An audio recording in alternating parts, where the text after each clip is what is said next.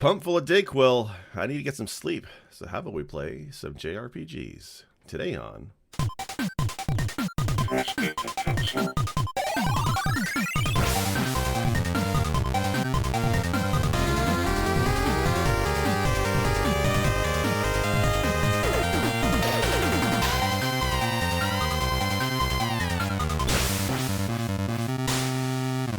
Welcome, everybody, to another episode of Press Me to Cancel, the best damn podcast you'll listen to and see until those other guys come on. My name is Sick Jake. I'm your host this week, but never alone. Oh, no. I'm joined by two other great guys. GP of the Retro Therapy. What was that wince? At best, I'm shady. I appreciate you saying great guys, but... All right. I'm all the right. ever shady GP of the Retro Therapy. Good to see you. And Werewolf. Wolf, how you doing? I'm all right. You're not shady. No, sir. No. And now I'm nervous because that wince was like an involuntary, and now I'm like, you guys can see me. Everybody can see me. I've really got to tone down some of my initial reactions. Nah, leave it. Leave it. It's natural. It's fun. Keep it. Also, should I have don't- put my soda pop in a different cup, or do I need to try to drink it without showing any? Look, You we already got copyright cheers claim with it for before the He-Man. thing. Yeah, this is damn well better free advertising for Coca-Cola Company. So somebody's got. That's good because we're not trying to just give away free plugs. Apologies. If anybody sees me looking around like a crazy cat or bird or something, there's a little fly that just keeps catching my attention. I'm sorry. And for those listening at home, yes, we are doing YouTube again. We're going to try and do this as much as we can, where we do the video recording along with the audio podcast. So if any of this last 5 minutes didn't make any sense, please check us on YouTube and like and subscribe, please. Anyway, so this week, so a couple weeks ago, actually, we did an episode. We were charged by the International Olympic Committee to do an episode about the best NES platformers. And I think we did a damn good job. Although I am sad that Circus Charlie was just denied the gold. But that's okay. So this week, kind of in that theme, we decided to do the best Super Nintendo RPGs. Yeah. We thought that would be kind of fun to do. Yeah. Although we're not going to be doing 24 of them because we're not insane. Just a dozen like this last time. Yeah, we're doing 12 this time. So 12 games. So that's what we've done. So like last time, I have this, IOC sanctioned algorithm that has taken 12 games and has arranged them into brackets. I don't know what they are. GP and Wolf don't know either. No clue. And then we'll kind of debate the brackets and come up with who's the best RPG in the system. If they're not on this bracket, if they're not one of these 12, then obviously they're trash games. Obviously. And we're not at fault at all. Well, hold on though. Not necessarily. You can only have so many Final Fantasy games in a single episode for a bracket, right? Well, that was the one thing that kind of took me back is how many freaking games are Square on this list. Yeah. Square has done all the top ones. There's no denying that. But there are some non-Square games on this list. So it's not going to be wall-to-wall Final Fantasy. Right. And some did not. Well, but that's what I'm saying. Final Fantasy V, I think, is not on this list. But that's not to say it's a trash game. It just, that's all I want to say. Total garbage. Yeah, total garbage. Yeah, It's not just here. Garbage. Down there with Lagoon, that's all. Yeah. Lagoon? Nah. We don't need any of this stuff. All right, so I guess we get right into it because these do take quite a bit of while to go through. So let me see here. Let me check with the algorithm here. It's generating the brackets, and the first one is first one is Robotrek. Okay. Versus another game with a robo. How can Is it Mega Man 2 versus Mega Man 3? Chrono Trigger. No, man. Robotrek versus Chrono Trigger. Oh, come on. Is this okay? Next. Yeah. I think we all know how this one's going to go, right? This was unfair for Robotrek, but Okay. Well, first off, hold on. sing its praises. Sing its praises, please. So it's been a few years since I played Robotrek. I actually recently watched Cloak Daily and played some Robotrek, and the appeal of this one is you're, correct me if you heard this one before. Stop me if you heard this one before. You're a young boy on a mission, going out in the wide world. But in this case, you build robots. You make your own characters in your RPG party, and I think you can have up to 3 of them. And you get to customize how they look to the degree, the color. You name them. You can decide what weapon they get to use, and sword, gun, bombs, the whole 9 yards. It's very customizable, and it's got a very cute, great graphic style. I think this is a charming as hell game. Yeah, I'm with I you. have this game on Saturn. It's called RoboPit. RoboPit? I don't think I've heard that one. It's like Armored Core, same thing, but Okay. joke less likely to hit. Right, but Armored Not Core an is RPG. like a shooting game, though. This is like RPG gold. This thing is. Well, okay. Kudos for the thoughts. Like, I love anything customizable because whenever you have that level of customizability, there is inherent replay value. Not to say anything or foreshadow anything that might or might not be in the brackets, but Final Fantasy IV can only be played so many different ways because those things are set in stone. Certain things are. I mean, there's no replay value in Chrono Trigger. Nobody ever replays Chrono Trigger for multiple endings. Before, I have a feeling there's going to be multiple rounds and plenty of time for me to talk about Chrono Trigger. Not saying who's going to win this one, but if I had to bet. But no, so Robotrek. Yes, obviously a game I know. Now, I do love the idea. I love the customizability. Hats off to everything. It really is a tough break that Robotrek got thrown in with Chrono Trigger right out of the gate. It had to happen to somebody. I'm a little bummed that it wasn't one of the more well-known games. But, if you haven't played Robotrek, try it. It's fun. If you enjoy putting your particular spin or your thumbprint on a game, that's the game for you. It's really, really cool. Can we address the fact that the Japanese name of this game was Slapstick? Yeah, it's weird they changed it. Why would they change such a fantastic game? A name for a JRPG about robots, Slapstick. They do that because there are certain titles that stick better with or track better with like Western audiences. So like Robotrek has a future sound to it. Like the original name, for example, of Star Trek was actually Clown Penis Balls Fart, and that didn't track as well or test as well with audiences. So Clown Penis Balls Fart got switched to Star Trek: The Next Generation, or TNG as we know Only it. Gene Roddenberry did cave, to the pressure of. Well, it's all yeah. And I think there's probably some bootlegs out there of Clown Penis Balls Fart that you could probably find at least the first 2 or 3 seasons before it really caught on. So we'll have to have somebody, one of our other employees check the accuracy of that. But I think that's the right story. So before we unanimously vote Chrono Trigger here, I do want to mention that Robotrek's villain group was called Hacker, or Hackers, or something like that. They're basically a precursor to Team Rocket. That's how effective they are overall.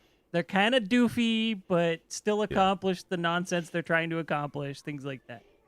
It is very much... This game set precedents for Pokemon well before Pokemon. Yeah, I think you're right there. The ability to like kind of own your robots, and like you can even change your stats if I'm not wrong. Like there's the customizability there is pretty great for a game this early. I think this came out in '94. The company that made it, I don't remember, Quintet and Ancient. There's the 2 developers. Quintet and That's always a Ancient. good sign. Quintet, okay. Quintet we know from Soul Blazer, ActRaiser, Illusion of Gaia, Terra Enigma, that sort of stuff. Yeah, games I've none of which I've played. Okay, that's good to know. Are they on the list? I don't. Off to a great start. Yeah, we'll see. Also, But yeah, sorry. go ahead. No, just character design. Like you've got this other pain going here, and there is something that's cute, and I think the appeal for this era, and Super Nintendo smashed this, and this game kind of does this, where you can make the characters cute enough, the animations chibi enough, I guess is a way, the bright color palettes, everything is there. Chrono Trigger. Okay. Sorry, it switched. I'm like, it fucked with me. Anyway, but no, the storylines like that, that's the thing, You'll see this, and I'll bring this up with the other games that are on the list today. But you can have things that are cute and kind of feel like maybe they were designed for a younger generation, but then you have plot and character development and really depth of story that elevates it to be something that appeals to adults as well. And that's one of the reasons I think this era of RPGs has had the staying power that it has, and kind of this golden age of RPGs, is because they are very much timeless, and you can play that across the ages, going from childhood to adulthood. Yeah. If you're an adult now, even if you didn't grow up with Chrono Trigger, you can go back and be like, this shit is dope. You know, and if you're a kid, you're looking at that with the eyes that I had that were like, oh my God, look at this guy, he looks so cool. And then now as an adult, I'm still here for the story. So, Yeah. And, I think story is probably where Chrono Trigger just dominates Robotrek. Robotrek's, it's a fun game. I'm glad it's on this list because it is one of the best JRPGs on the Super Nintendo, bar none. It's just not going to beat Chrono Trigger. And it's probably not going to beat the 11 other games on this list either, mind you. Yeah, it's funny that you mentioned it's one of the best games on the Super Nintendo, one of the best RPGs on the Super Nintendo, given that it only sold 20,000 copies in North America. Well, it's obviously a hidden gem. There you go, yeah. Yeah, it's like the epitome of hidden gem. Yeah. I played this as a kid. Like my buddy had it as a kid, and I bought it off him. It definitely seems great. like a game I would have enjoyed had I played it when I was younger. But I saw the box art and was immediately turned away because I assumed it was something like R-Type. Yeah. Yeah. So the Japanese box art is way better. I think is more indicative of what the game is about, right? With cartoon characters, slapstick. Like it's bizarre they renamed it. Especially the box art is so drastically serious compared to what the game actually is. Yeah. It makes no sense. Yeah, it sort of got like the phalanx treatment. Or I was thinking Kiss. When I found out and I started listening to what Kiss music sounded like, I was completely blown away because as a kid I thought Kiss was like really fucking heavy, just going from how they looked, you know, with the tongue and the blood and the fire and all that stuff. But Kiss, you know, and then you put it on the record and it's, I want to rock and roll all night and party every day. And that's kind of, same thing there. The look is one thing, the playability, the sound is another. Yeah, they sound like Aerosmith and look like Gwar and right, yeah, messes with your brain a little. Yeah. Like unfortunately, Gene Simmons is on part of the Chrono Trigger band, not on Robotrek. Can we see if we can get Gene Simmons on? Gene, if you're listening, I mean, if we had the money, he'd be on. That dude, he does a little bit of everything, right? Yeah. Yeah. I don't know. Gene Simmons. So just to verify, have your agent talk to our. Right, we have an agent just to verify. Chrono Trigger, right? Chrono Trigger's going on. Yeah. Yeah, I mean, definitely. Yeah, I'm like, as much as I like Robotrek, right? Chrono Trigger obviously wins. It's partially Chrono Trigger moving on. Yeah, the IOC algorithm doomed it. Just that's just the way the algorithm rolls, I guess. All right, next bracket. I can pull up the dates this time. So we have 1996 released by Neverland, Lufia 2 versus. Oh, there's that quintet again. Soul Blazer, released in 1992, which is actually quite early for a SNES game. This is a good this bracket. One, yeah, go ahead. I'll go very last. good. I was going to say this is a tough bracket here. So aside from the fact that I've never played Lufia 2, I've only played Lufia, and I've heard numerous accounts of Lufia 2 completely overshadowing the first game by a long shot. Soul Blazer is one of those games I loved as a kid. Have so much fun with this. If you're unfamiliar with it, but you're familiar with Dark Cloud, I kind of think of Dark Cloud as sort of a spiritual successor to Soul Blazer in a lot of ways. Okay. Dungeon crawling, saving aspects of the local village, and then allowing you to proceed further by getting goodies or rewards or just experience, whatever have you.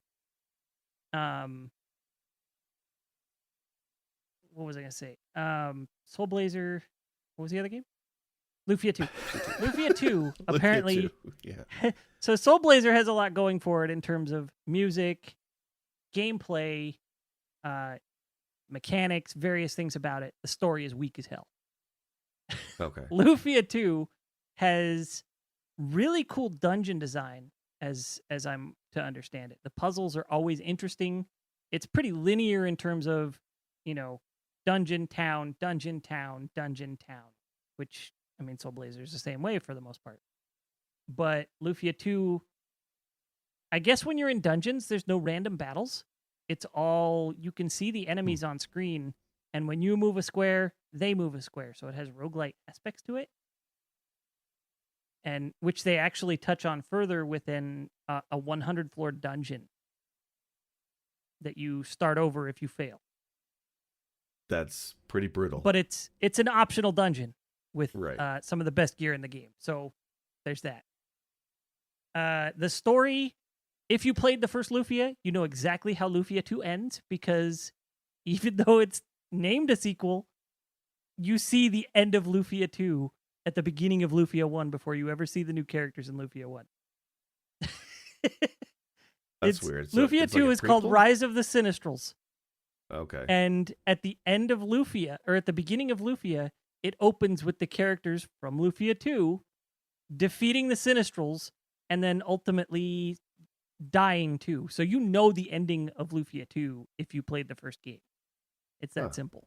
So Okay. all the surprises and plot twists come in the journey, not the result. Yeah, it's Not the it's destination. Titanic. Yeah. You know how it's going to And- end. Interesting. Right. So apparently all the characters' plot lines and their growth and everything is very interesting. And the overall story itself is very lackluster. It doesn't stray too far from typical fantasy in that regard.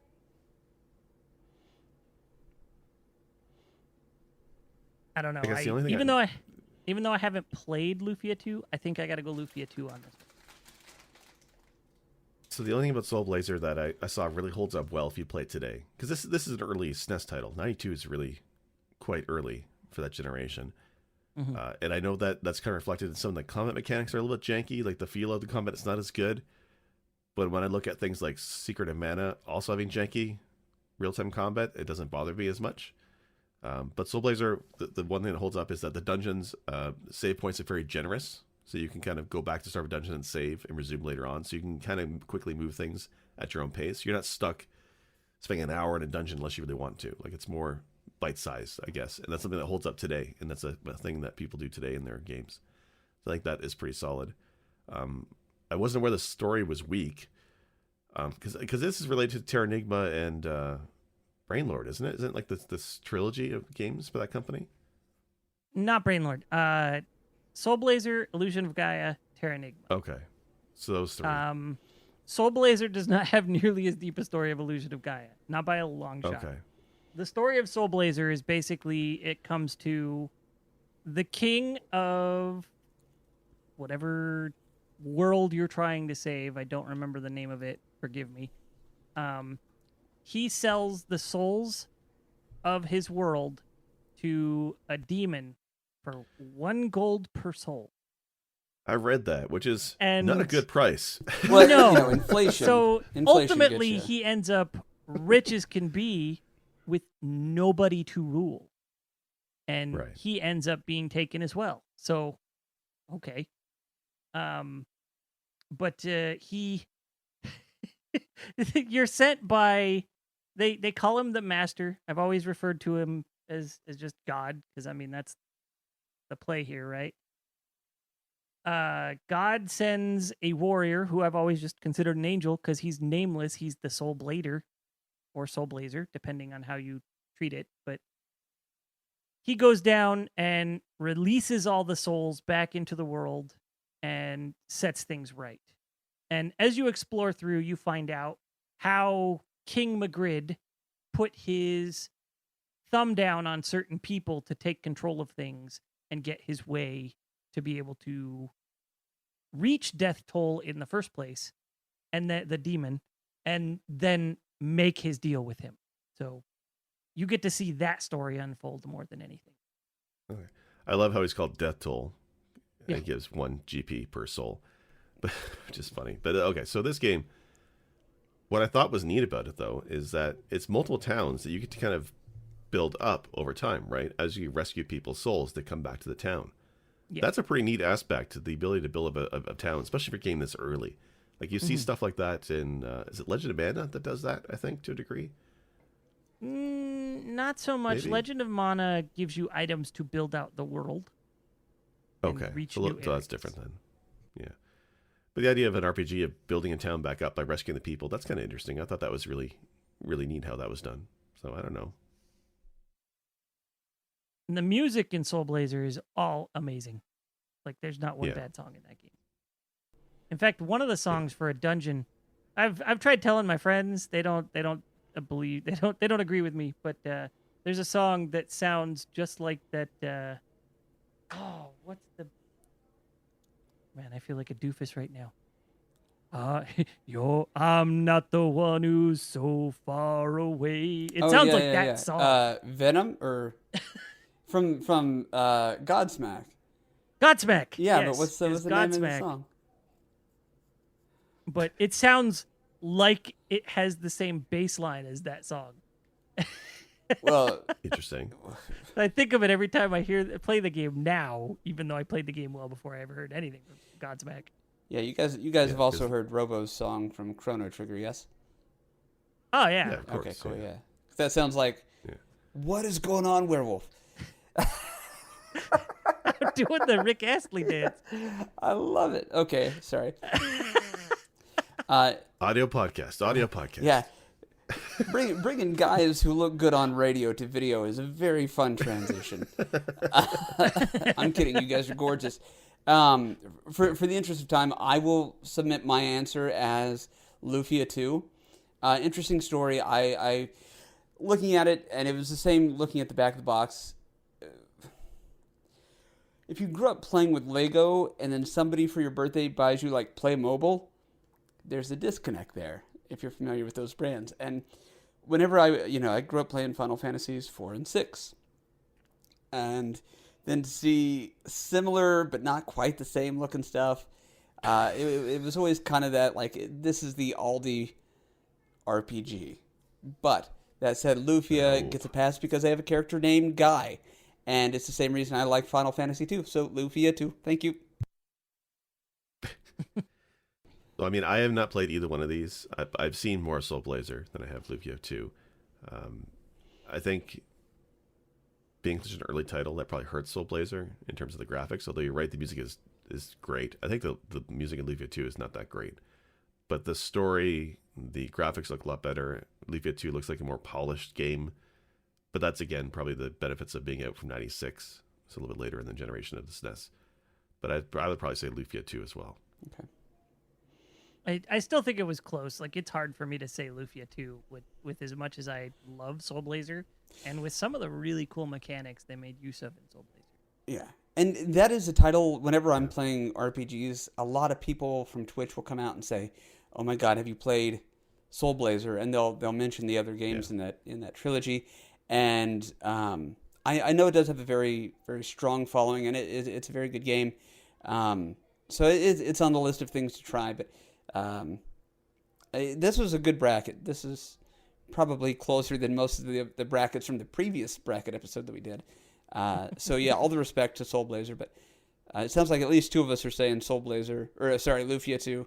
Lufia. What do you officially say there? That's 3. Wolf, because I know you're kind of on the fence. Lufia 2. Okay. I gotta go with Lufia 2. Yeah. Okay. So Lufia 2 versus Soul Blazer. Lufia 2 wins. Close. Okay. Yeah, it was close.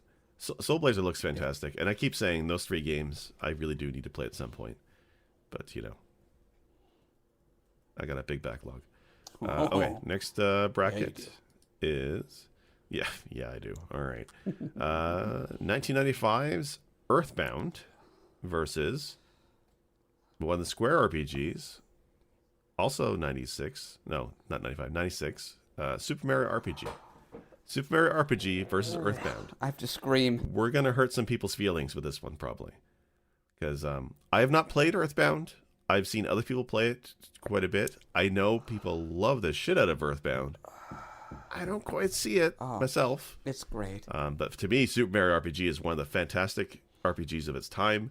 It's the series, the franchise. I really wish Nintendo and Square could kiss and make up and make a new one.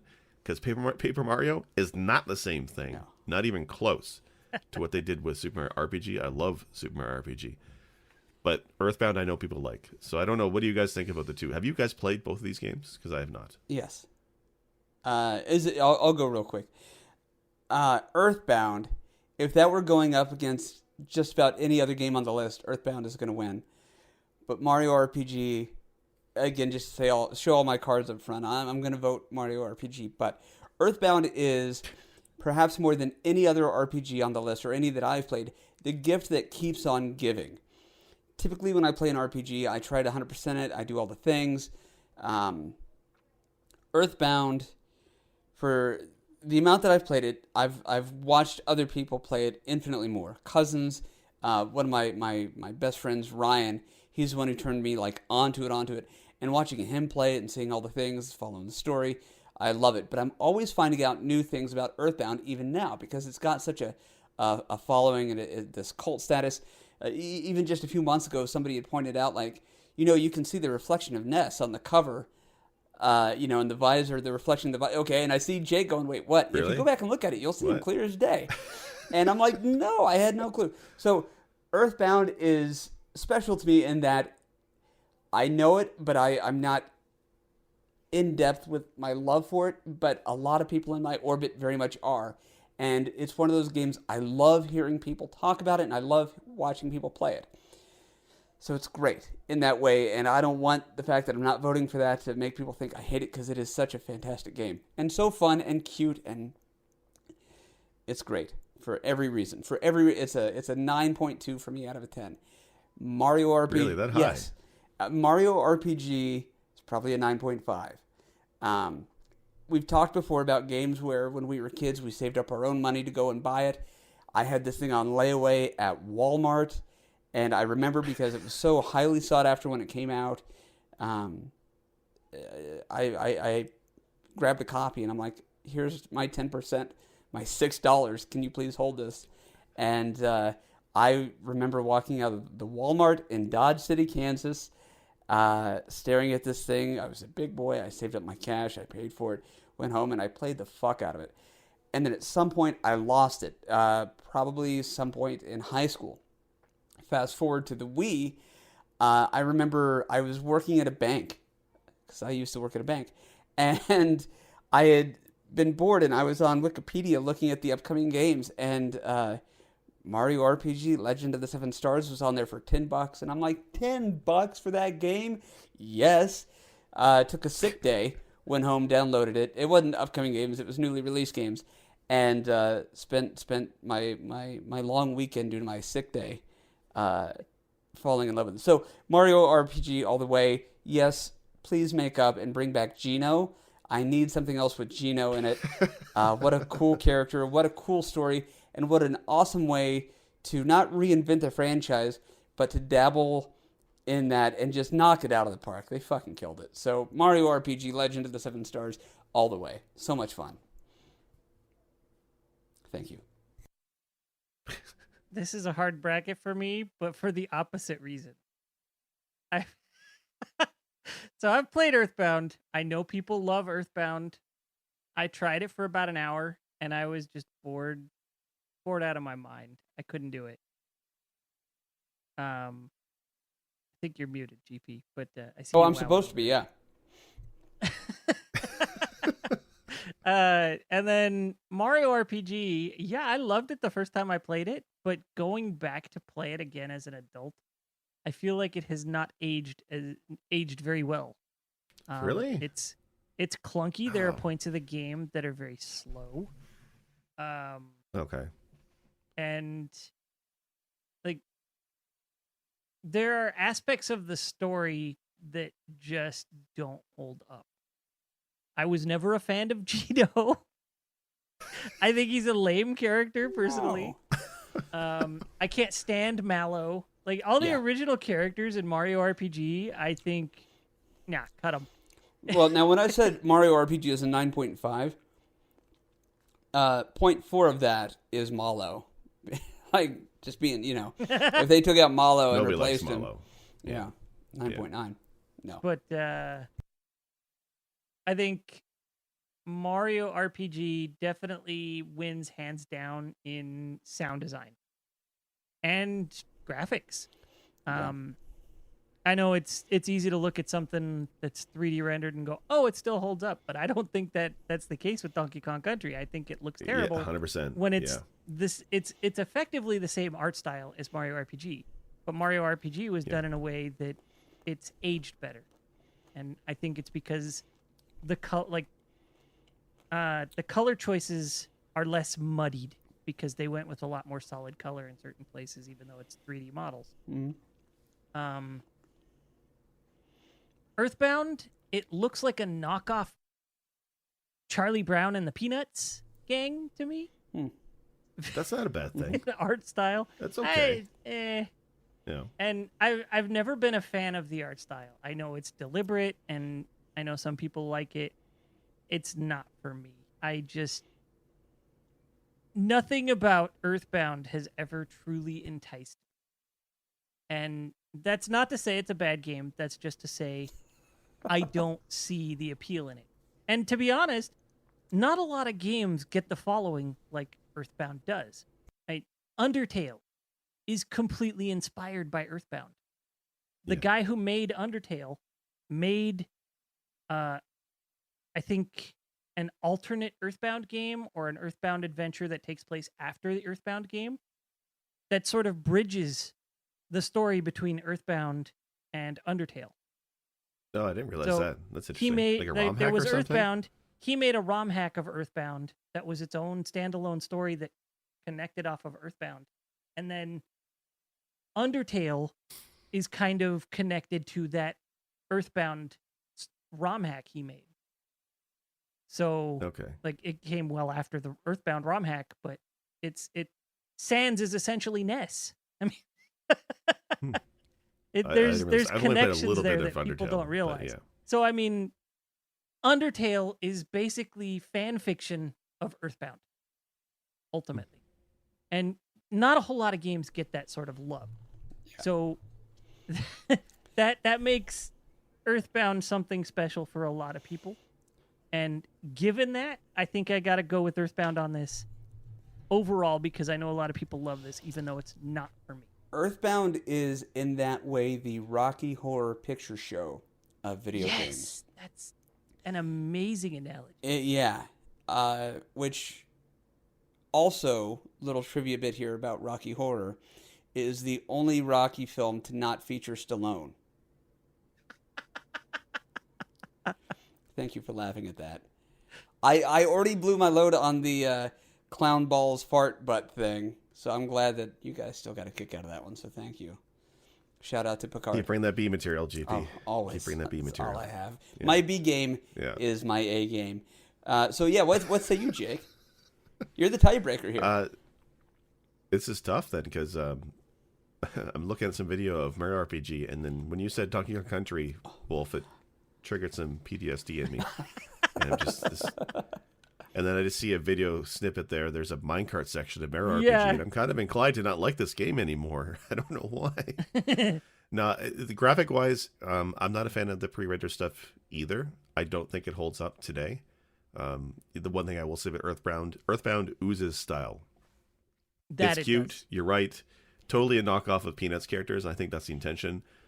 But the world, the town aspect of it, and how they rendered that in pixels, still looks good even today. And it's also just off the wall weird. This is the game where you get mushrooms in your head as a status effect, I think, isn't it? Mario RPG? I think it is. Yeah. No, Earthbound. Oh. I think it's Earthbound. But anyway, Earthbound's got some weirdness to it. I like the battle screen. It's interesting. I think style-wise, it wins more than Mario RPG. But Mario RPG, the idea of taking, for its time, a platforming game and thrusting it into an RPG, like a turn-based one, is just great. But more than that, the combat was not dull. It was never boring in Mario RPG because you had that action time mechanic where if you hit the button at the right time, you would get extra damage. Or you could block. That made the battles very engrossing. Yeah. This is a game where we mentioned before, if you're playing an RPG modern days on emulator, you're likely using fast forward to skip through the grinding. You kind of don't want to do that in Mario RPG. And when I recently played it, I didn't feel like I had to or wanted to because I wanted to take part in that action combat. And it's fun. You're right about Geno and Mello, Wolf. I don't like either. This whole bring back Geno to Smash, I could take it or leave it. I don't really care. It's fine. But what I like about it is how it's a game where you have Mario, no Luigi, fuck Luigi, which we know about, and then Peach and Bowser. Peach and Bowser. Yeah, you get to play as Bowser. Peach with the frying pan is fucking hilarious. And you get to play as Bowser, and they take a comic spin with Bowser. Whenever, like when you first meet Bowser, the graphic when he cries with the bouncing tears, I think it's hilarious. He uses a chain jump as a weapon. Very cool. I think it's great. I think there's a lot of charm to Mario RPG. It's got tons of Easter eggs in it. There's a couple that stand out for me. is the one where you go behind a curtain and you come out as a 8-bit style Mario. I think it's hilarious. When I first found that by accident, I thought that was wild. And then because this is a Square game, there is a hidden boss with a Final Fantasy inspired type boss with Final Fantasy appropriate music. Kulik. What was his name? His name was yeah. Kulex, and I do remember a lot of people writing into the magazines at the time saying, "What game is he from?" He's not. He's an original character. Right. Yeah, but he's from in the Mario style RPG. of Final Fantasy. Right. He's got the elemental But crystals. he's got that the you have 4 to fight. crystals. Yeah. He's got, I want to say, the FF4 Battle music. battle Is music. that right? Is that what it was? Yeah. That was, That's it just was. wild. They hit the nostalgia chord very early with that one, and it still worked. Well, and at that point, though, is it really nostalgia? It's just referencing other things that are still hot and new and fresh, right? Well, what year was Mario RPG again? 96? 96. Final Fantasy 4 was 91. 91. So that's Yeah, quite a bit so it of was gap. 5 That's years. Yeah, at the time, most Yeah. of my life. I'll say this, though. When I was a kid, there was certain pop culture information that blew my mind. Like, oh my God, that's dope. And of course, we didn't have the internet, at least not at my house, so I couldn't verify it. But the rumor was that Kulik or whatever was the boss or the main antagonist in like Final Fantasy 3. Because I just learned that 2 was actually 4 and 3 was actually 6. So, like that was mind blowing. And so then I thought Kulik was the bad guy from 3. And that was also up there with, a non-related thing. Dragon Ball Z had like 300 episodes. And when I found that out, because Toonami was still only showing like the first 60 episodes, and I thought there was like maybe 5 episodes after that they weren't showing that were too violent. So when I found out there were 300, I'm like, what the fuck? And then I got sent to my room for saying, what the fuck? But it was the same kind of thing with the Final Fantasies being 2 and 3 were actually 4 and 6, and Kulik was from 3. Anyway, so that was my childhood. Not important. But now you all know that about me, so. I know. Well, yeah, maybe if I played Earthbound, I might speak a little bit differently. And, as quirky and as much as I can appreciate the style of it, for me, again, I've never wanted an RPG franchise to be revived as much as I do for Super Mario RPG. And like I said, Paper Mario that's come out since then, not the same. Like, as I recently played Origami King, and it's cute. It's weird. I love it. It's not Mario RPG. No. Yeah, I like it too, but it's not Mario RPG. I really wish they would go back. And because of the relationship between Square and Nintendo and the licensing, Mario RPG is something that's probably never going to happen again, and that's kind of sad. Yeah. So, but it's something I love. I love Mario RPG. I think it's great. So I think for my vote would go there. Awesome.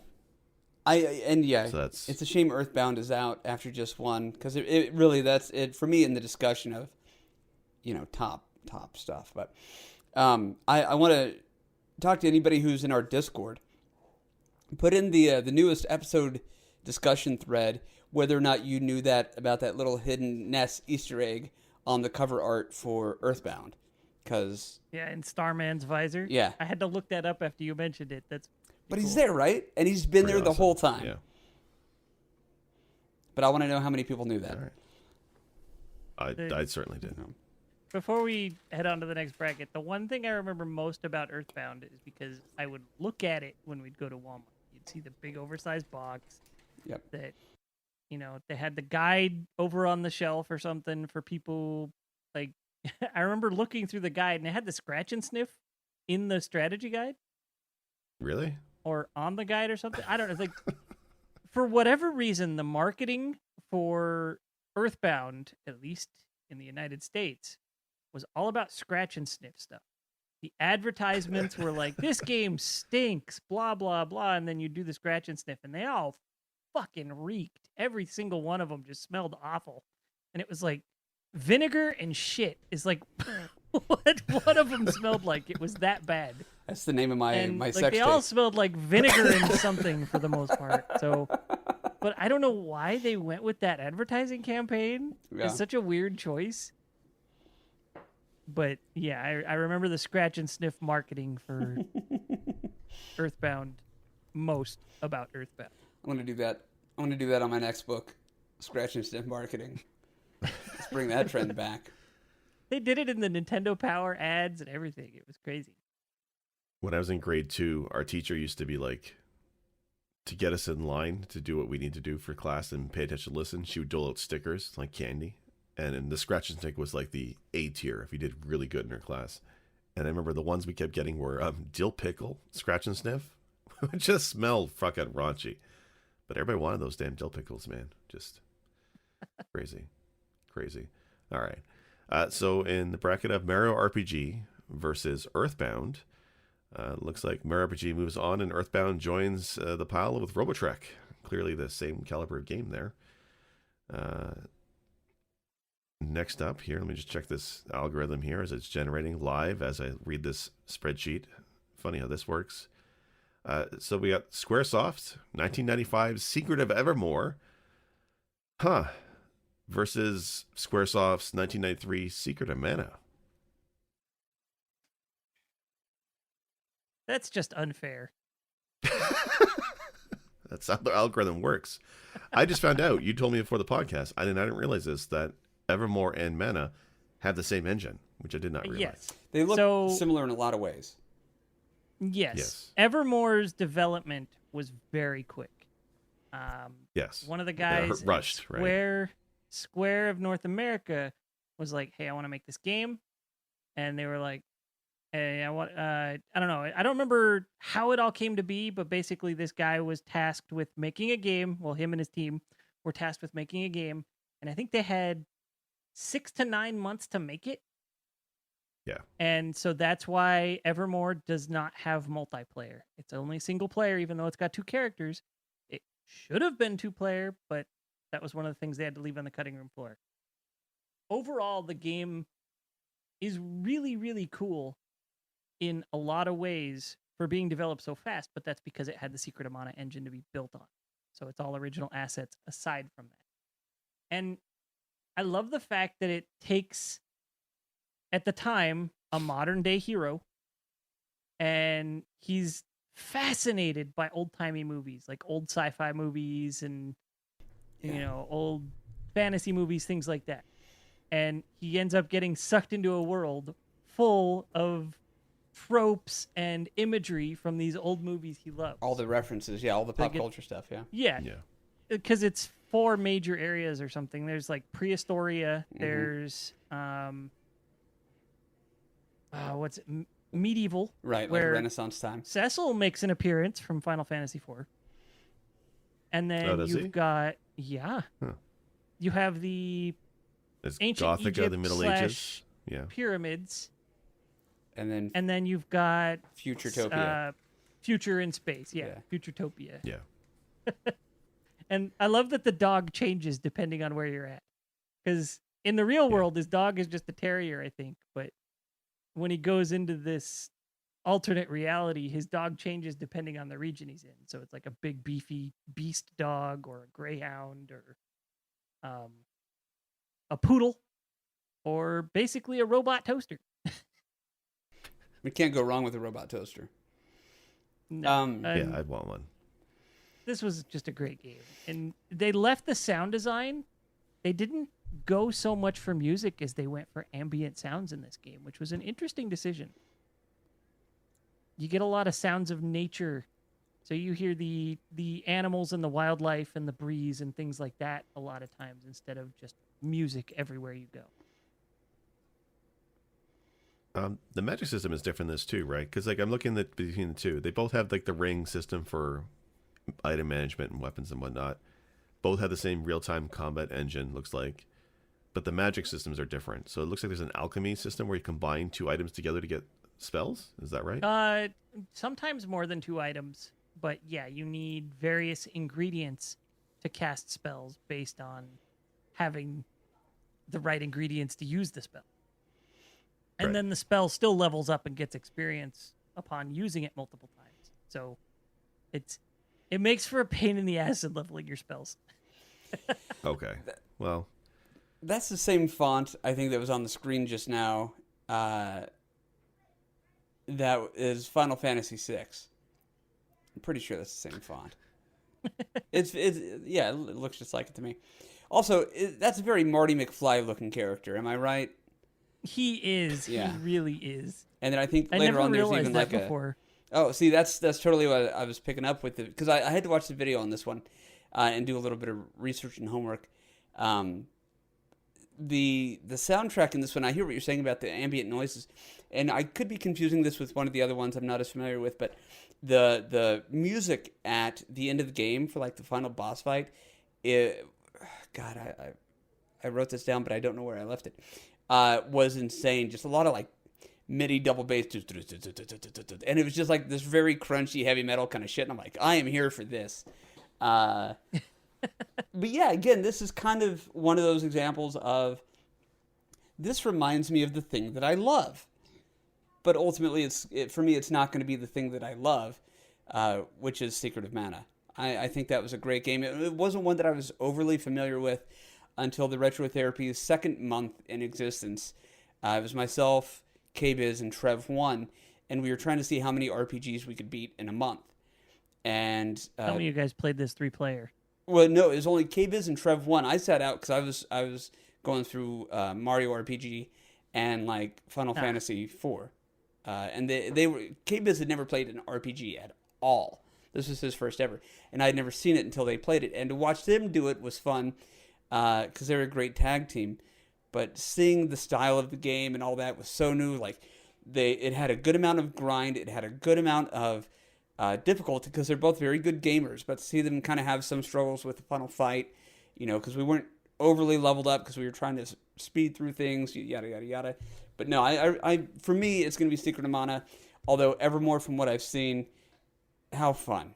And yeah, it looks and feels like it's in the same universe or the same people as Mana. But for me, it's Secret of Mana. I remember this game getting panned in reviews when I was a kid. But I'm looking back on the wiki now, and it seems like 33 out of 40 is not bad. 4 out of 5, 88 out of 100. Yeah, I think Evermore It did seems well like a decent reviews. game. Yeah. I mean, everybody's saying it's not Final Fantasy 4, which that's fine. I don't think Secret of Mana is in the same level as Final Fantasy 4 either, personally. I actually don't like Secret of Mana, really. Like, at all. I tried playing it recently. I can't get into it. It's funny because like I love Final Fantasy Adventure, which is like the prequel to that game. I think that's fantastic. But something about the combat system in Mana I don't like. I don't like having to wait to charge a weapon attack. But I guess Secret of Evermore has that same mechanic, right? Where you don't do full damage unless you charge it up. Well, you don't do full damage unless you let it hit 100% again. Right. Like if you just Yeah. swing, So it's the same. you're gonna do like zeros and ones. Yeah. But And that's what you I let hate it hit that in Mana. 100%. You do a solid strike, and then you have to actually charge up, hold the button, and do a long charge to do a stronger attack. And depending on how many times you let the bar charge, that's the move changes, and sometimes it'll do more or less depending on the enemy that you're targeting. Can I say something real quick? Yeah. And just watching the video in this panel, the dude is talking to his dog, who apparently just reincarnated for the time, and he's like, "Okay, if you're really my dog, you'll fetch this stick," and he throws the stick. You can't gauge whether or not it's your dog based on a dog doing something dogs normally do. Again, not to put too fine a point on it, but you can't go up to somebody and be like, "If you have any hard candies, you're my grandma." You can't just go up to any old person and say that because they're going to have hard candy. And you can't just go up to a dog and be like, "Yo, if you get this stick, you're my dog." That's not how the system of ownership should work, I suppose. Anyway, the dog gets the bone, and now he's walking around hitting plants with this. But I had to interject there because that was bizarre. Thank you. I don't know. Maybe I like hard candy. Maybe I like Werther's Originals. Everyone does. But you can't base who your grandparent is by just willy-nilly saying, "Hey." I know. I just look at the story between the two, and I bounced pretty hard off Mana when I played it recently again. I just couldn't get into it. The music is definitely better than Evermore. But again, I think, Wolf, what you said about the sound design, I think there's a conscious choice. I hope it's a conscious choice to kind of give a backseat to the music and focus on the sound effects. Character design-wise, the main guy in Mana, I think, looks stupid. I don't like his little headband hat thing. I don't like little flaps on the ears. I find that gross. Ear flaps are out, dude. Yeah, no, they were never in, retro or not. The little imp thing's an asshole in the worst possible way. And like, I never liked how the story in Mana, you basically like raised by this dude in a village. You're like his son. You pull one fucking sword when you're not supposed to, and they exile you from your home village. Yes, they exile you. That never sat right with me. Secret of Mana falls victim to so many fantasy RPG tropes. It's ridiculous. It's near constant. You are always in the middle of a trope. Okay, but when you deviate from certain things, you end up with very thin layers of bullshit that are transparent. That's how thin they are. And easy to see through. For example, if you're not in the middle of a trope, you end up saying some shit like, if you're my dog, you'll go fetch this stick. So give me the tropes. Okay, but give me the tropes instead of, if you're my dog, you'll fetch this stick. Can you imagine? Evermore took chances. It took big chances on where it takes the story that is non-standard for RPGs, even today. Like, Right. It takes this kid who's, his dog runs into an old abandoned mansion in town. They say that the location is Podunk, USA, so they're just letting you know it's like some nowhere town in the middle of the US, right? He runs into this mansion trying to find his dog, ends up turning on some machinery, zap, he's in an alternate reality.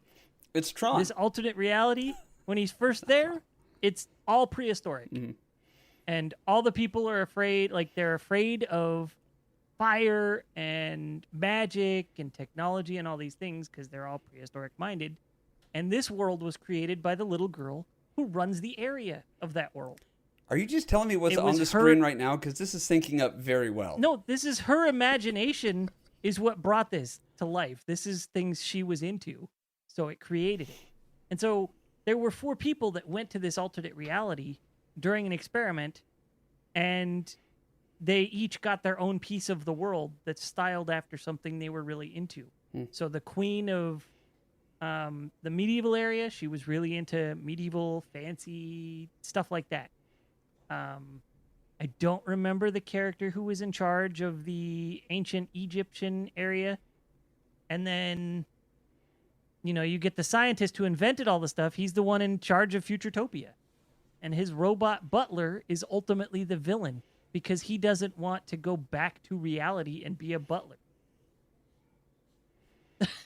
He likes being powerful and in charge and controlling things around this world instead of just being fetch me tea, Yeah, Simpsons did it. I'm kidding. Of course. Those are all very good points. Do you know who the composer is for Secret of Evermore? It can only be one of like I 3 used people. to, and It's Jeremy Soule. Oh, never mind. He's an asshole in real life, but his body of work, like he did Guild Wars, Morrowind, I think he did Oblivion. Like he's a legendary composer. I did not realize he did Evermore. This is his first video game project.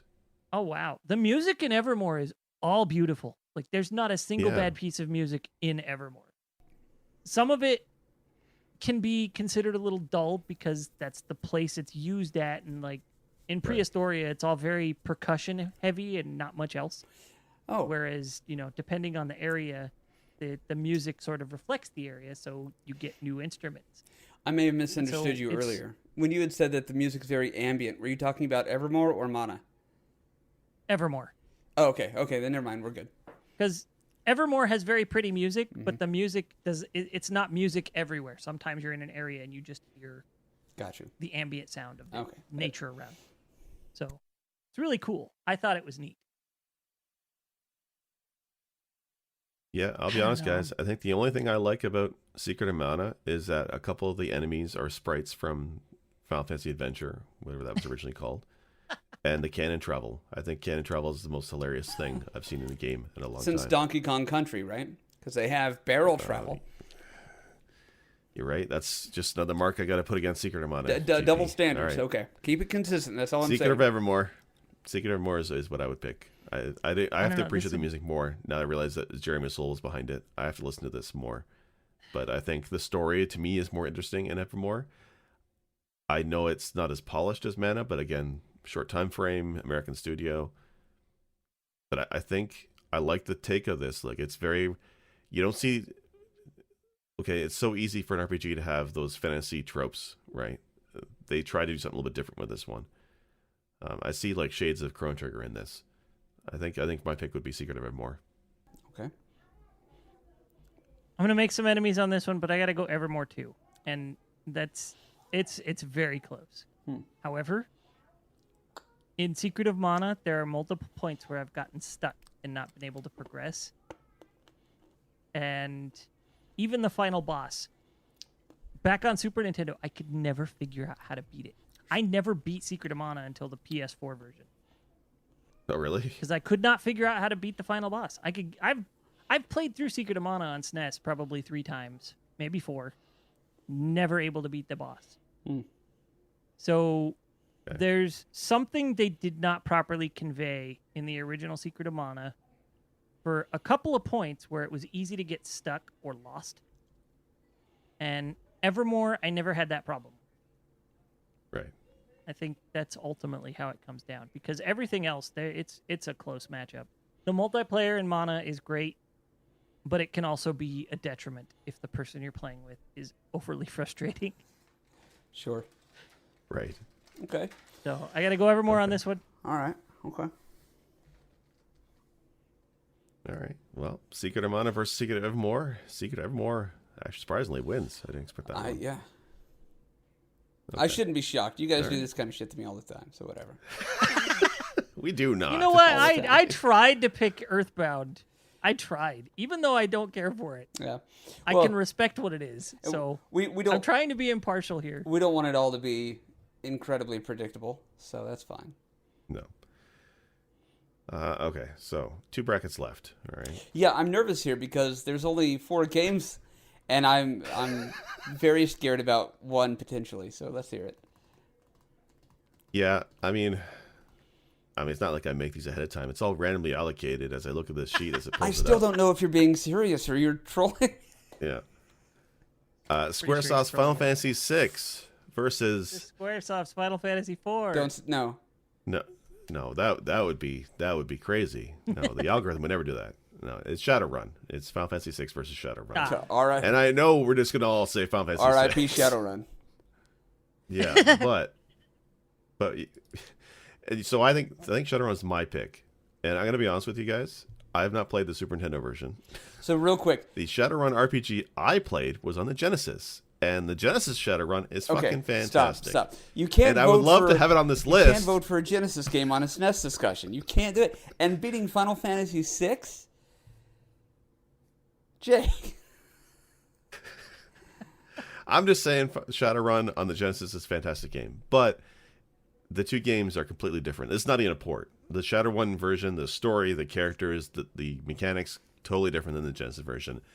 I just felt like we needed more future-based RPGs on this list. That's why Robotrek had to be on here and Shadowrun had to be on here, because I didn't want this to be so fantasy-heavy.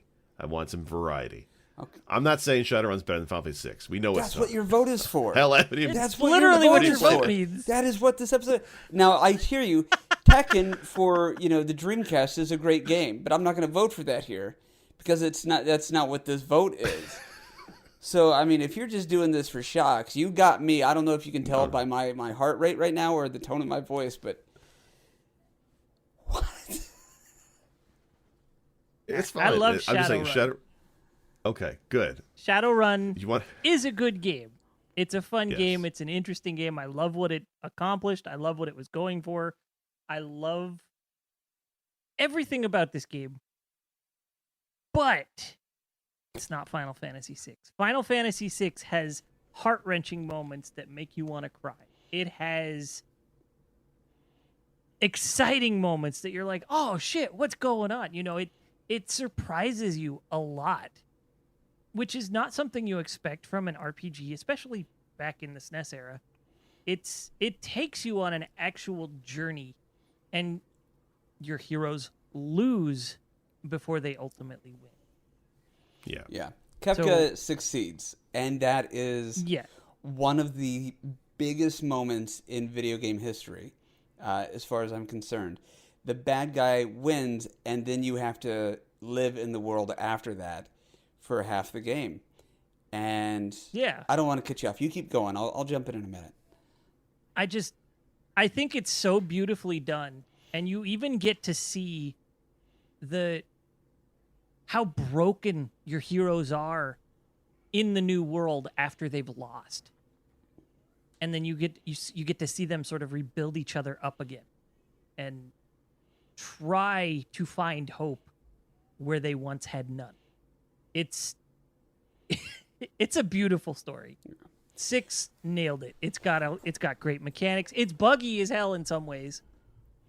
Square 6? really dropped the ball on the magic defense or magic evasion. Oh, yes. Okay. But those are things that have been fixed in other ports and things like that, you know. This is true. Zone so, X, yeah. But we're talking Zone specifically Bash. about the Super Nintendo version. So, Or the Genesis version. I mean, it's what's broken is broken.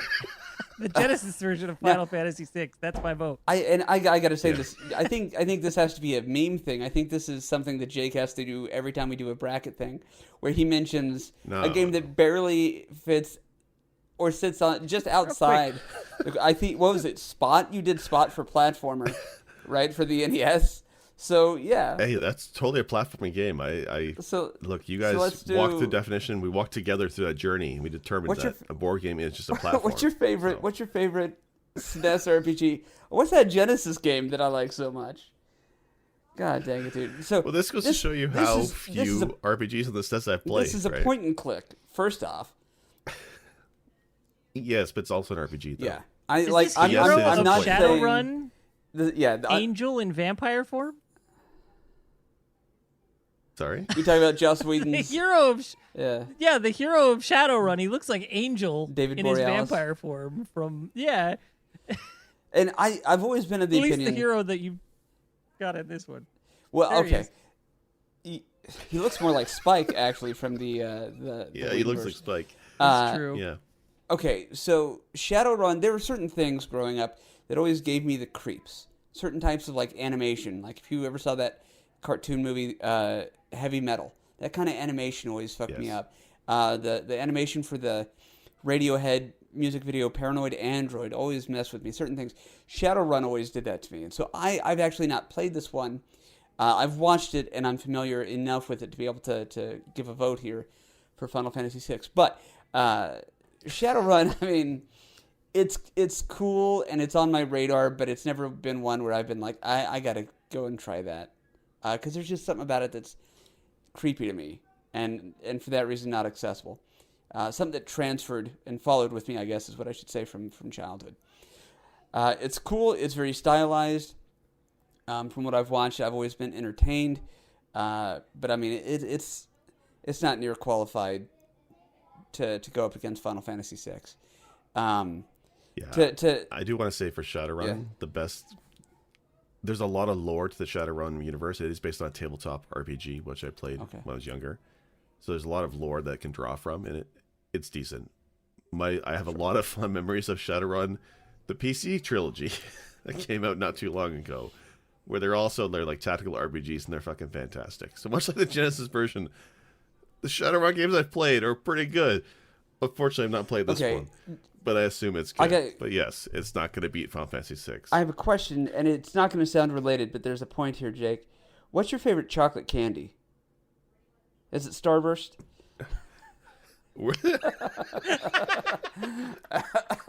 It might just be. It might just be. Sorry. A lemon lime chocolate adjacent flavor. Chocolate adjacent? You're thinking of nougat. No, anyway. I want to say this, though. Final Fantasy VI. Yeah. 6 wins. Even if I have to vote 3 times, 6 wins. But I want to say to what Wolf was saying about the characters have to re-find hope, and this is going to sound so after-school special, but do you know where they find hope? In each other. And that is that's the redemption. You can have nothing. You could have survived the apocalypse and all you have are your friends, but maybe that's enough. And in the case of Final Fantasy VI, it absolutely is. And it's the other thing, it's not set in stone how you play that game, especially in the World of Ruin. You don't got to go and collect all the people. I think there's only 3 people you have to get. And the speedrunners who do the minimal percentage, they'll just beat it with them on a low level, and it's stupid, but you can do that if that's what you crazy to choose. see. Yeah. So, Yeah. I've gotten emotional and like weepy, and I want to show love to Pulse 109. The last time I watched somebody else play 6, I've played it on stream my own since then, but probably the best one of the best playthroughs on Twitch I've ever seen of 6 was Pulse 109. He played it, he beat it, and then at the end, it was almost like we all just kind of sat there and chat and just kind of took it in, watching the ending. The ending is so rewarding, and it's the definition of one of those games where it's done, but you don't want it to be done. You don't want to leave these characters. It's that melancholia that comes after you finish watching your comfort show. You just turn around and start it over. Six wins for me. I'm not going to get into it further than that because I'll talk way too long. Save it for the next bracket. Yeah. Yes. 6. Okay, so Final Fantasy VI versus Shadowrun. The algorithm is cruel. Final Fantasy VI wins. But Our last only bracket. because it's an RPG on the SNES. If Shadowrun were actually that, maybe we'll have a talk. If this was best RPGs, period, I would have fought harder for Shadowrun, for sure. Okay. Okay. All right, Before we touch on this bracket, one of these games is a mystery game to us. So we knew about all the games. Jake told us all the games except for one. We have a guess, though, Yeah. and we both think it's the same thing, right, Wolf? You and I both think it's... Well, I don't know. Like, my guess is Zelda 3, Breath of Fire, or Ultima. That's all I can figure. Yeah. Is it Zelda 3? Link to the Past. Link to the Past. It's Zelda 3. If that's not what it is, that's a shame that that game's not on this list. Well, I want you guys to tell me, before I reveal the mystery game, I would like you guys to define for me what an RPG is. Link to the Past. Because you guys took so much offense at my defining and platforming. You guys tell me what the fucking RPG is. Well, it's not just give that us it's the Zoop, isn't he? RPG, it's that it's on the Super Nintendo as well. Like, the list, as I'm looking at it, is titled SNES RPGs. That's what had me laughing about Shadowrun. Wait. Don't tell me it's Cool Spot. Is it Cool Spot? No, it's not Cool Spot. Okay. Fuck, I'm not an asshole. Jesus. I don't even like Cool Spot. Yeah. That's barely even a platform. That That's supposed to be a legitimate It's more of a platformer. It's not platformer a than good one. Spot. Good spot. That would have been the ultimate troll. I disagree. No, like generally RPGs. What defines an RPG? Well, before today's list, I probably would have said group adventure being one of the qualities. But there are one or two here where you're basically just the one character, Evermore being one of them. So that is a great question. I guess for me, typically, the adventure aspect, roaming around, being able to interact with NPCs. Usually there's item collection or shopping that is involved. But usually I think most of it is that old adage of the journey is the reward, not the destination. So you have the beginning of the game, you have the ending of the game, and everything in the middle grows. So you're not the same at the end as you were at the beginning. Whereas like with a platformer, you are the same character in the same situation. You just save the princess, and that's basically it, or what have you. Right. So I guess kind of Sort the of journey a- aspect for me is the defining thing of an RPG. Okay, Yeah, fair. somewhat of a grand scale journey with stat ups or equipment upgrades. A Probably my robot, short and maybe? Sweet response. A robot Yeah, character? you guys are so loose for this definition. I really could have put Cool Spot in here, and I could have fought that. No. I mean, it would have been better than Shadowrun. All right. Well, to reveal the mystery game is Final Fantasy IV versus Legend of Zelda: Link to the Past. Yeah, it's Zelda 3. Okay. I mean, I couldn't think of anything else, but I think this is unlike Spot the board game. I think Legend of Zelda: Link to the Past could very well be considered an RPG. It may not have experience points. But it definitely has the adventure. It has the equipment. The journey is all about Zelda. Like the ending to Zelda is fairly low key. Nice. I think Legend of Zelda, with its musical score, with the variety of enemies, you're traveling through dungeons. It has real-time combat, much like Secret of Mana and Evermore and a few other games on this list. So it's not a turn-based classic RPG, but I think it's totally an RPG game in spirit, Yeah. and I think it qualifies for this list. I've always considered the Zelda games to be action RPGs, which, I mean, ultimately, it's still an RPG. Agreed. I mean, one could make the argument that not quite, like a dwarf planet, like Pluto is a dwarf planet, not a planet. I mean, the name planet is still in the name. Fuck it, it's a planet to me. It's a planet. You know, I told my it's kids' a small teacher, planet, it's a but it's fucking still planet. a planet. It's a planet. Yeah. It's a dwarf planet. A dwarf person is still a person. Fuck off. Yeah. I kind of feel You like need to take away the rights from the dwarf planets. That's not nice. I kind of feel like metaphors are my thing, and please stay away from. I'm kidding. The dwarf planet that tracks. I like it. But yeah, Zelda is an action RPG in my mind. It 100%. doesn't necessarily have the hard stat ups, but I mean, you do get equipment upgrades. You do get more health. Yeah. Yeah. You do ultimately do more damage because of your equipment upgrades. So it has a lot in line with RPGs in general. So. Yeah. I like that these two are together. And actually, as I'm sitting here, I'm not sure how I'm going to vote. Because the question is, same thing as last time. Is it which one do we like better, or is it which one is probably the better game? Because for me, those are potentially two different answers. That said, though, I use these two games in the same discussion a lot because I'm a hypocrite. If Final Fantasy IV has a secret passageway that has absolutely no, like, if you hadn't seen somebody else do it, or if you hadn't read about it, there'd be no reason for you to know it's there, right? You have to stumble across it. If Final Fantasy IV does that, I'm like, that's fucking brilliant. They put that there. I didn't know it was there. That's genius. But I did my first playthrough of Link to the Past about 2.5 years ago, and people were like, oh, you got to bomb that wall. And I'm like, how the fuck would I know that's there? That's stupid. I hate that. So I'm a hypocrite in that way. That said, Link to the Past was one of the few games, this is part of my official review, because it was a blind run for me, or first playthrough. It's one of the few games that people love that actually held up to the expectation, to its reputation. Same thing with Chrono Trigger. I started that January 1st of last year, and when I was done, I was like, what have I been doing? It's like when I discovered ham gravy 5 years ago at Thanksgiving. I didn't know that existed, and I've wasted 31 years of my life not knowing about ham gravy.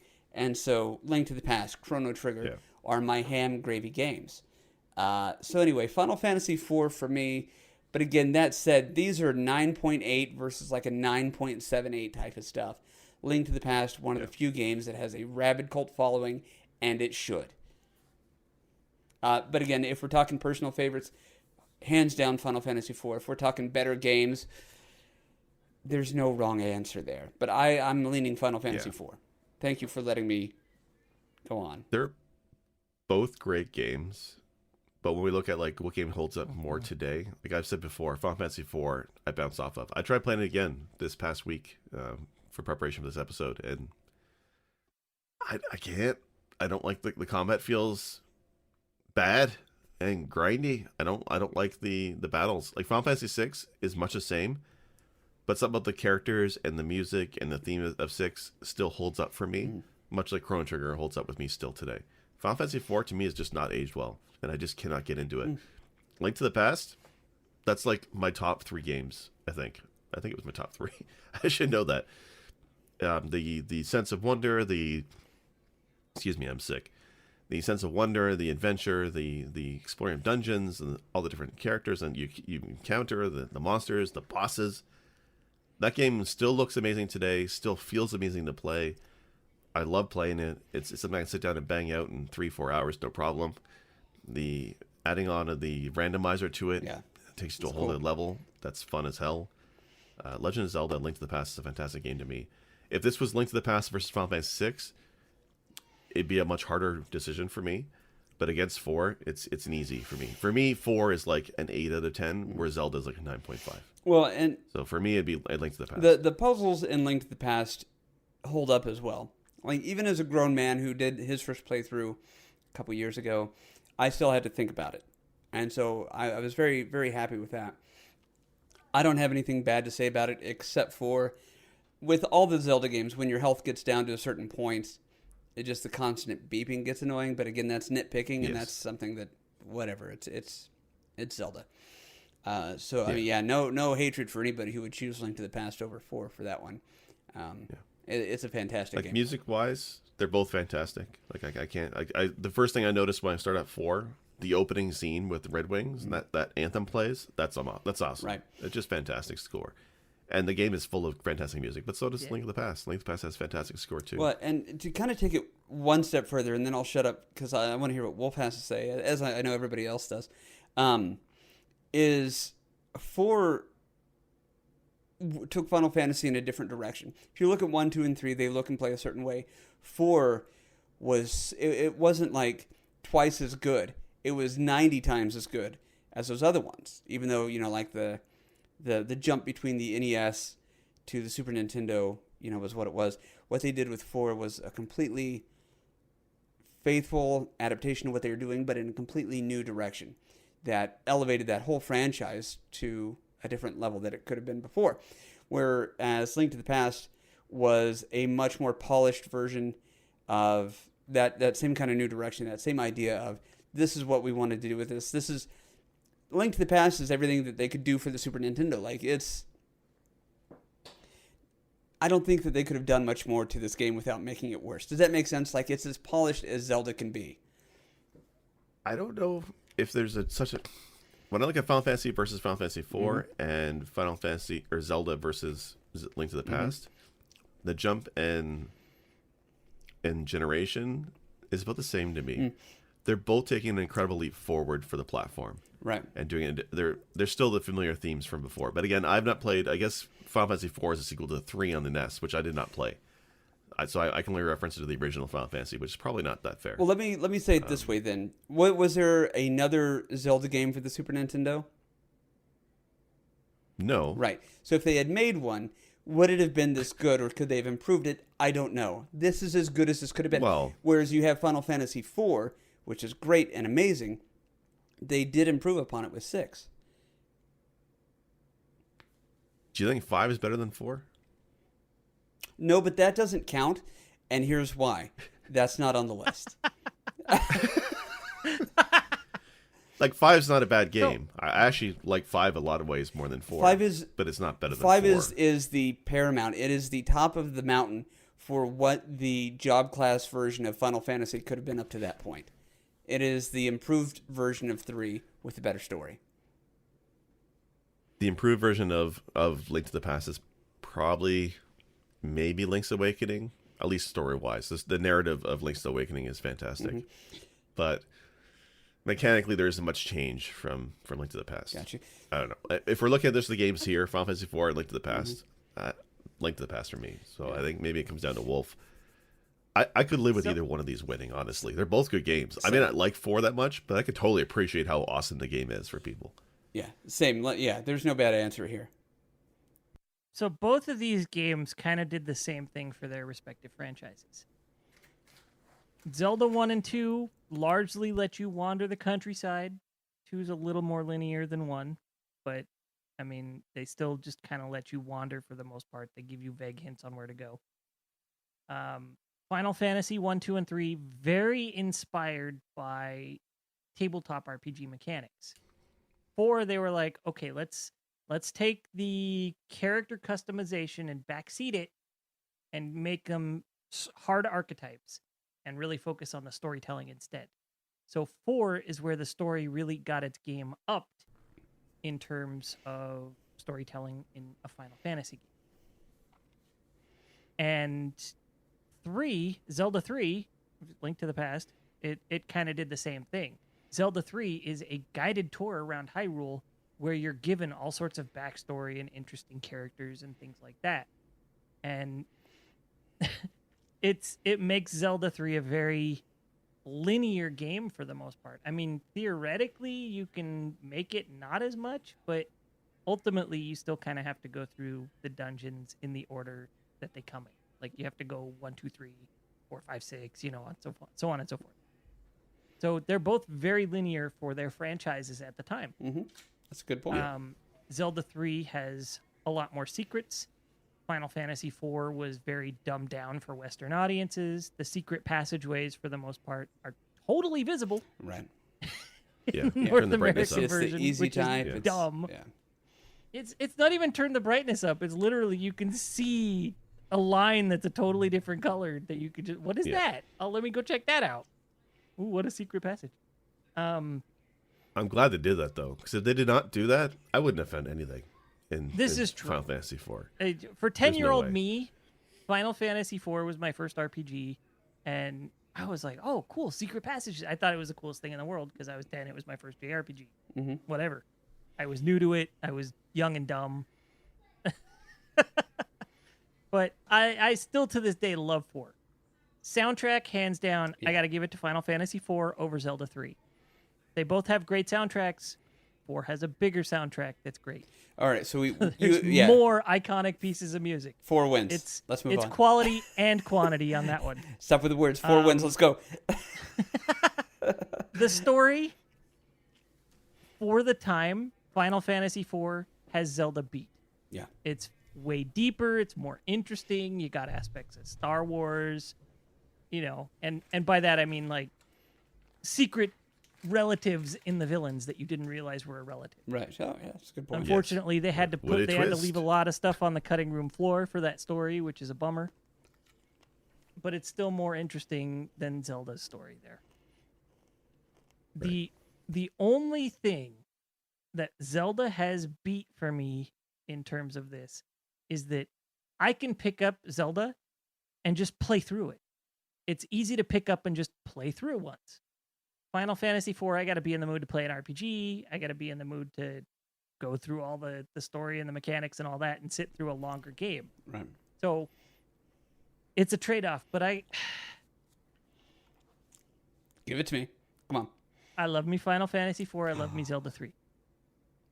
GP's gonna have a I stroke. gotta give it to Final Fantasy IV on this one. It's close, but it's like it's this close. Yes, it's razor thin. It's literally photo finish, look under the microscope finish. It's 4. If you're my dog, you will vote Final Fantasy IV. Arf. Arf. I mean, it's nowhere that's original, but okay. No, seriously, I right. don't know that they're, even with the previous episode bracket thing that we did, I don't think that many things will be closer than those two. Okay. All right. I'm Lightning glad you round guys think bracket. that because Legend of Zelda, I thought you guys would just dismiss it right away. I'm glad you guys Now, didn't. before we move on All to right, the so next bracket, semifinals. can we keep the Final Fantasy IV video going? I want to watch it. I love this game. Well, okay, the we'll leave music we'll leave is it in up my for head now. just looking at this. Yeah. Okay, we're gonna do the semifinals really quickly, and then we get to the finals. So semifinals: Chrono Trigger versus Lufia 2. Chrono Trigger. Chrono. Like, right? Chrono does everything Lufia does, but better. And even reviews I looked at Yeah. this week would make mention of similar things. Like Chrono Trigger is again much like Zelda. Chrono Trigger, I don't care if it's 30 hours long. I could totally pick it up and play any day of the week, no problem, and have fun. Lufia 2 Actually- I think is more of an investment. Chrono Trigger is more like 14 to 22 hours when you know what you're doing. Oh, is it? Okay, so then it's pretty light. Kind of bite considering. size. So the 80 hours I pumped into it on my first playthrough it was a little bit much. That was your first playthrough. That's all it is. Okay, cool. It's, Cool. when you've Yeah. played through it before, it's under a 25-hour game for sure. Well, I'm going to start up on another run of Chrono Trigger here in the upcoming weeks because I only played it the once and there's still so much more to do. But anyway, let's. You got the endings to go through. Yeah, man. so Anyway. many endings. Yeah. Super Mario RPG versus Secret of Evermore. Well, no, I didn't even vote for Evermore to begin with, so RPG. I heard Secret of, and I'm like, So yeah, I gotta Mario. go Evermore on this one. Jake. I have more fond memories of Evermore. I had more fun with Evermore. Now, be honest, Jake. Don't just say. Really? Don't just go with Wolf because I shat on the whole Shadowrun thing. No, as funny as it would be to see the vein pop out of your forehead, GP. No, like Mario RPG for me. Okay. Yeah, like it's Evermore. As again, I haven't even played it. I've only watched videos of it. I want to play it. I think it looks better than Mana to me because Mana I did not like very much, and I did not like the combat of Mana at all. This is like that. So Mario RPG, the combat is fun. Graphic style is dated, but the music, the characters, the story, the gameplay in Mario RPG is far superior for me. So Mario RPG.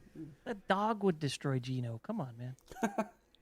Wow, that's why I never had him in my party. It was always Peach and Bowser and Mario, man. Mm-hmm. Fuck Luigi. All right, this one, Final Fantasy VI versus Final Fantasy IV. Not me. The algorithm almost gave you out. If you picked Zelda, this could have been a whole other conversation. But no, you guys went with Final Fantasy IV, and now it's Final Fantasy IV versus 6. The Widowmaker. So again, if I'm saying objectively which game is better, I can't even get the words out. But then again, like Jake just got done saying, well, I don't even like this game. So if we're saying which game do we like more, I mean, fuck. Let me go last. You guys go first. I'll go first here. You want to go? Yeah. Okay. I am a firm believer in. I think Final Fantasy VI is ultimately the better game. I love me Final Fantasy IV. I think, to me, Final Fantasy IV is more memorable, iconic. I have more fun with it. I'm more willing to pick up 4 than 6. That said, I feel like 6 beats 4 in almost every aspect. Mechanically, musically, storytelling, all of it. Oh, I don't know about music, Just though. 4 has a closer place in my heart. Six has Dancing Mad. Potentially the greatest Final Fantasy song of all time. Next to the Prelude. Objectively, I have to give it to 6. Jake, I'm just playing with the video of 6 because I want to I'm hoping it comes up. I know what Jake is going to say, and I'm thrilled for what Jake's answer is going to be. Jake, yeah, you go, and then I'll go. So like I'll say, like I can appreciate Final Fantasy IV for people who like it. The story definitely has some interesting beats. You go to the fucking moon in a giant whale. That's pretty cool. I'm all about the weird. But Final Fantasy VI also has weirdness, but it has more emotion, I think, in the story. Like the opening scene of Final Fantasy VI, when you're Terra with a crown on her head and the 2 soldiers in the mechs going across the tundra of snow. That's the first 5 minutes of the game, and it's so impactful with the music and the score and the Mode 7 graphics used right for once, right? Who ever thought I'd say that about Mode 7? The opening scene is just iconic for setting the scene of that game. And the game is full of moments like that, right? There's a dozens of moments where it's just like, am I playing Final Fantasy? Is this actually a Final Fantasy game, right? The raft, when you're going down the raft to the rapids and you're fighting mobs as you go, to all the moments you split the party into multiple parties and you're going off in different directions. The final boss, for fuck's sakes, it's a giant tower of the gods, is just an awe-inspiring scene. It's just really just a spectacle. And each of these moments is just very emotional. Like, I mean, the scene with Ceres and Locke doing the opera scene, right? Like, how much emotion can you think you're actually going to get out of chiptunes for opera singing? But it totally works. However they do it, they manage to squeeze it out. It works so well. And you know what? It's funny. They just released those pixel remasters. The reason I don't want to play them is I'm really worried what they did in 6 to that one scene. I'm worried that they're going to do something stupid like put in like actual opera singing in that scene. They probably don't, but part of me is worried they would, and that's enough to scare me off the entire fucking Pixel remasters. Because like just what they did with 6 was so amazing for what they did with the technology, and just so many great moments. Right, the scenes with Doma's poisoning, right? The moments there with Cien, it's just gut wrenching. Like I've never felt so much emotion. Right, never almost shed that tear in any other Super Nintendo game. Right, I think it was Super Nintendo, and the next time I had a game where I was that emotional over, I had that kind of reaction to, was later on with BioShock and the PC, BioShock Infinite on PC. There's that huge gap of multiple consoles where no game really hit me as hard as Final Fantasy VI. So Final Fantasy VI for me is hands down the winner. Final Fantasy IV is definitely a fantastic game. I get it. It's not great for me these days, but I can still pick up 6, and just knowing where they go with the characters and knowing the music and the scenes that are coming up ahead is why I would play 6 again. 4, there's just nothing there that would grip me like that. Okay. Guys, gals. Final Fantasy VI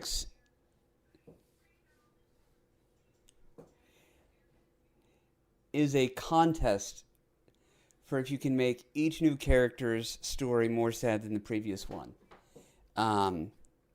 That has always been my primary gripe with that game. There is, hey man, we're gonna punch you in the emotional nuts here, but wait until you meet this character. or like, by the way, his wife and kid and entire kingdom were just poisoned. Everyone's dead. It's the end of the world, but you survived. Let's see if you can find anybody and make it worthwhile. So that's tragic, but beautiful by the time the thing is over. The story, that I don't like that. Final Fantasy IV starts off with a quest for redemption. Going from, you talk about cinematic opening scenes. You've got the music from the Red Wings over Baron. You've got this Dark Knight who just, at the order of his corrupt king that, unbeknownst to him at the time, was taken over by, other forces, slaughtering peaceful mages to steal their elemental crystal. And then within, the next several legs, you've got to go back to the town that you just killed all these elders and peaceful people, and you have to go through them to do this thing that they don't think you can do to be redeemed. Like Cecil, his quest and his character development, just that one character is better in that way than the character arcs given to 6. 6 has so many great characters, but because there's so many of them, they are, instead of being like 3 or 4 layers deep, it's basically 1 or 2, and occasionally 3 with the main characters. I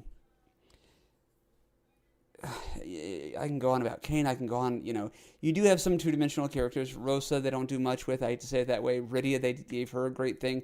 Edge is kind of two-dimensional, but yeah. So I don't know. 6, what an amazing bad guy with Kefka, and again, the music for both, but then so anyway, you guys both voted Final Fantasy VI.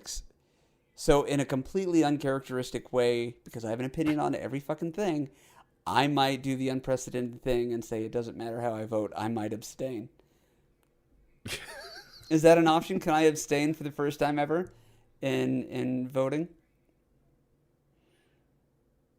I mean, Feels like if a you give a cop-out, vote to but- 4. A cop out. Yeah. What am I gonna do? I'm gonna give you guys a unanimous vote, or I'm gonna vote for something that's not gonna change the tide. You're right. That's not the American way. no. That's not the democratic thing. My favorite game is Final Fantasy IV. 6 is probably the better game. So which category are we choosing? Opinion or objectivity? I've been trying to go objectivity here. Okay, then Final Fantasy VI, unanimous. Yeah. Also, I mean, what they did with the summons, by the way, the Espers, the Eidolons later on, with 6 was really special. And the stat boosts and customization that way, chef's kiss. Similar to the previous bracket with Zelda 3. There's no boo-hoo either way. So, 6 is fine. 6 is good. Yeah. Both are really great. So it's just tough. We're at the finals of the final 3. I got to go But shower. anyway, so Final Fantasy 6 versus Final Fantasy 4. Final Fantasy 6 moves on. And that leaves us with 3 games for our final. Okay. Chrono Trigger, Mm-hmm. Super Mario Bracket RPG, Royale. and Final Fantasy 6. Does Super Mario RPG even have a chance in hell against either of those other Okay. two? So It deserves to be there. I think it's in the discussion, absolutely. I'm not going to vote for it. But I don't think that it's a shame that Yeah. okay. Mario RPG can be there with these two, but if it were only one of those other two with Mario RPG, then that would be a shame. Does that make sense? Right. Okay, so Yes, because totally. If you put them against each other that's why I did the 3-way. yeah, I think it's better. yeah. Because there's no other scenario where Mario RPG gets the respect I think it deserves. And just like- but like Mario RPG versus Chrono Trigger, No. contest. Mario RPG Chrono versus Final Trigger Fantasy does- 6. So I Yeah. I didn't catch what GP was saying because my kid just walked in the room. I apologize, but the way I was gonna look at this was I was gonna wipe Mario RPG off real quick with everything Mario RPG does, Chrono Trigger does better. I think we can Mario throw it out. RPG to me always felt like a knockoff Chrono Trigger that was built on an established IP. The only difference, I think, is the active combat in Mario RPG. If Chrono Trigger had that, 100%, I'd agree with you. There's definitely the same feel, though, with the 3-character party, the limited characters available, and there's a lot of parallels between the two. You're right. I think just the combat's a little bit different in Mario RPG, and that's why I like it. But then Chrono Trigger is just story. Graphics look better. You have Toriyama, Dragon Ball Z guy, doing the graphics for Chrono Trigger. Music is far better and memorable. Longer, just more sweeping in scope, time travel. Yeah. Mario RPG is not a bad game. It's a fantastic game. Yeah. That's why I voted for it in the past And brackets. But it's a solid bronze. It's not a throwaway bronze. It fucking earned it. I'm with you. Like, I think, yeah, let's all agree RPG is third. The thing, though, I want to say this about Mario. The reason it's bronze for me is it does not destroy me. It is a cutesy game. It is a fun game. It is a great weekend hookup, I guess. It's the one night stand you'll call again. I don't know how to say it. That makes me sound horrible. I'm not, whatever. But if it's going to be a great and memorable thing, like fucking destroy me. And that's exactly what both Chrono Trigger and Final Fantasy VI have done. Like, emotionally, just I'm in knots, when I play those games. And what Jake said is right. It's story, it's narrative, it's growth, it's development. And Mario RPG doesn't have that in those. So for me, yeah, bronze Mario RPG. What are we going to do about the two remaining? I don't know, man. Because I know where I land on this one. Do you want to make your case first then? Because I'm really undecided on those two. Yeah. So, reaching back to last bracket, I want to take a point and talk about GP's mention of, every character's story is sadder than the last's. And I had never really thought about that before now.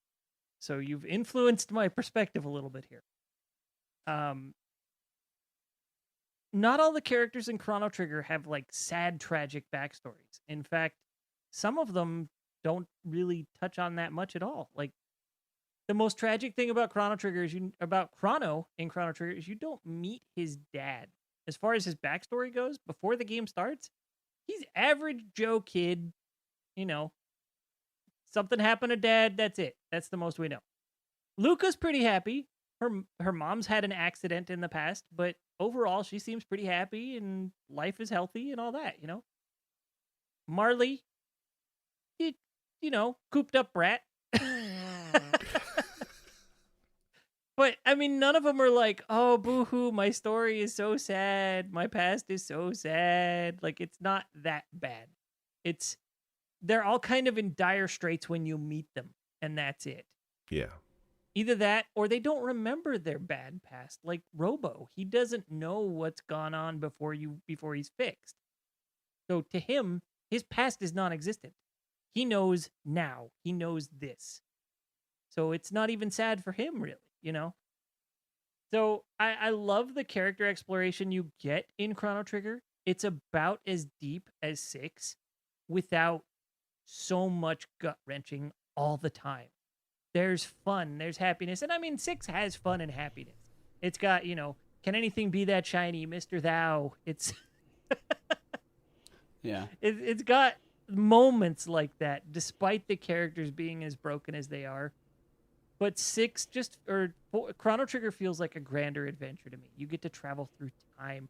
You get to see the world in multiple shapes, not just 2, and not just because the villain won.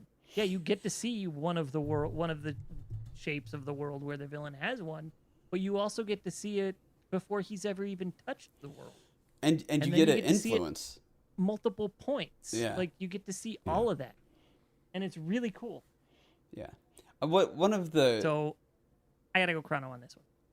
Yeah, that makes sense. Okay. One of the coolest things, in my opinion, about Chrono Trigger, because again, I've only played it the once. I've watched it a lot since then, but the Sunstone, you go back to the past.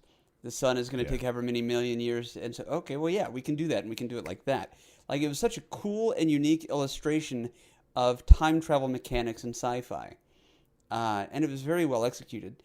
I think, Frog, his whole arc and everything was one of the highlights. To me, I think you're right. The Chrono Trigger's characters are more relatable than the characters in Final Fantasy VI. but then again, they have a lot of different archetypes there. You've got the men who would be king. I can't relate to that. Obviously, I'm not a Sabin type character, and Edgar is well, I'm not Edgar. Selfishly, who because that's who you that's what you do.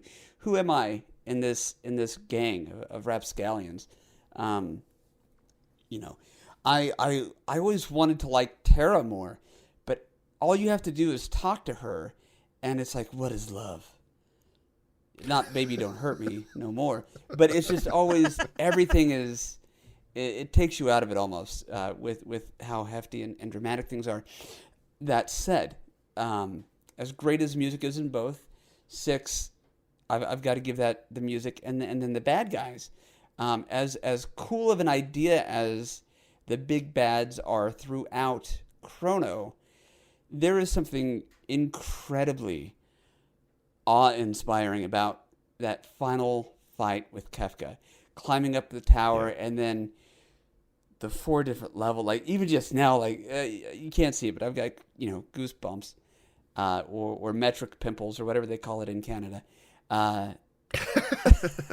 But we have goose up here. Yeah, well, I've heard goosebumps, goose flesh, or whatever. Anyway, I'm gonna go with 6 on this one. And I think what wins it for me is music, barely, and then the final fight, and the fact that after, if you look at like Final Fantasy IV, after that ends, there's celebration, there's jubilee, there's rebuilding of the castle, there's coronation ceremonies and weddings, and then you look at 4 or 6, and 6 ends, and then it's kind of like this just moment of, guess we'll climb down the mountain now, and they're all just slowly again together, helping each other just to go back out into the world that's already been destroyed. And as sad as that is, there is that feeling of like, this has emotionally affected me. And for me, it does it in a way that nothing ever else has, video game wise. Chrono Trigger was fun, and it was entertainment. It was the Marvel flick as opposed to the DC flick, which is more lofty and heady. Oh. In my opinion, the DC stuff, whereas the Marvel stuff is amazing and fun and bright and beautiful and explosions. 6 is more of the that was some shit. It was soul candy as opposed to eye candy. So yeah, I'm gonna go with 6, and I am going to let Jake decide the winner here by saying that. Sucks, because they're both really good games. Well, but also Can I make one small point real quick? I trust you. Yes, go for it. Yeah, go ahead. I would like to mention that the villain in both games accomplishes its goal. But in only one game does the hero die.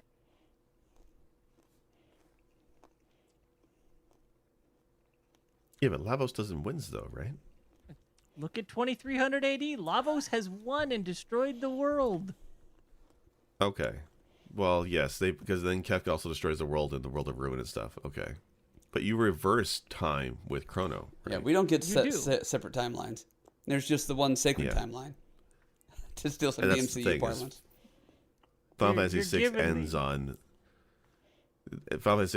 the, like you said, it's almost depressing in how it ends, in that, yes, they've won, they've beaten this tower of awful bad, defeated the god Kefka, and then what's left? They have to go back to the world that's been destroyed. Yep. It's incredibly depressing.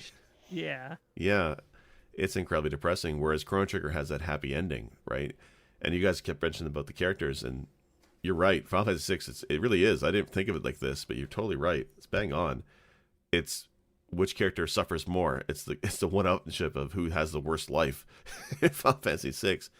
Chrono Trigger, they have their issues, but the characters end up resolving their goal. They end up growing, becoming better characters or people in the game, right? And they end up all having a happy ending to their story. I'm not the type of guy who needs a happy ending in a movie, mind you, but it is nice how Chrono Trigger ends with a sweet end to a very fun journey. There's impact with the time travel and the destruction of the world and how they save the world. There's impact there, and it feels really nice. But they wrap it up at the end with a happy bow, and that there's something to be said for that kind of story. And not I don't want to interrupt you too much, but I do want to mention that in the endings where you beat it in earlier points in the game, where other things are left unresolved, they're still left with the hope that they can resolve those things in the future. Final Fantasy VI. Even the one ending where it's it's a future 1999 or something like that time period, and the soldiers are in the front of the screen and they see Lavos and the things come crashing down on them. Even then, that ending is like, that like, this is a bad ending. We can do better. We can go back and we can fix this. And there's that hope there, which is really good. Yeah. But I mean, I love Chrono Trigger. I also like the combat. I like the it's more actiony. It's more tight, and like when it comes to the music, both are fantastic. I can't pick between the music. Graphics even. Both still stand up today. Both look amazing in different ways, right? Chrono Trigger has those large, colorful sprites. Final Fantasy VI has just those iconic sprite designs, which are just... there's so few games where I get salty or upset when they try and remake it, and they do it wrong, like they have with Final Fantasy VI. Every time they've tried to redo sprites for Final Fantasy VI, they screw it up. Yeah. With smooth lines or if they want to try 3D models, none of that works. Like you can't mess with Final Fantasy VI when it comes to the sprite design. It just got to leave it alone. It's tough. I like both these games a lot, like a fucking a lot. Yeah. And I've many of an hour dumped into both of them as kids.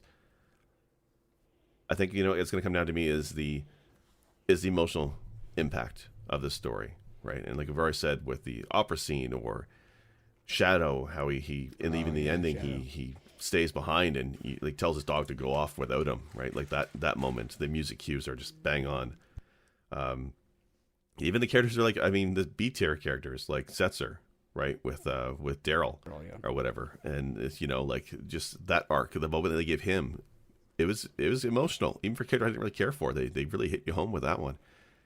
Or even Gao, orphan wild child, who ends up meeting his dad, who pretends he doesn't even know who he is. Like that's hits you. That's gut wrenching. So does it end? Does it have a happy ending? No, but I don't think they could have ended that game happy. I think if they did, it probably would have made this game not nearly as good as it has been. I don't want to say it's a DC universe movie because I don't like the DC movies. I think they're crap compared to Marvel. I'd rather watch a Marvel movie. So I think that's insulting Final Fantasy VI personally. But I get it. They're the gritty, dark universe of video game RPGs. Both are really good though. Like I really like Chrono Trigger. Like the Magus' song or Shayla Magus' sister's theme Shala is one of my top favorite songs in a video game of all time. That's fantastic. So it really, graphics, music, characters, they are both tied in every conceivable way.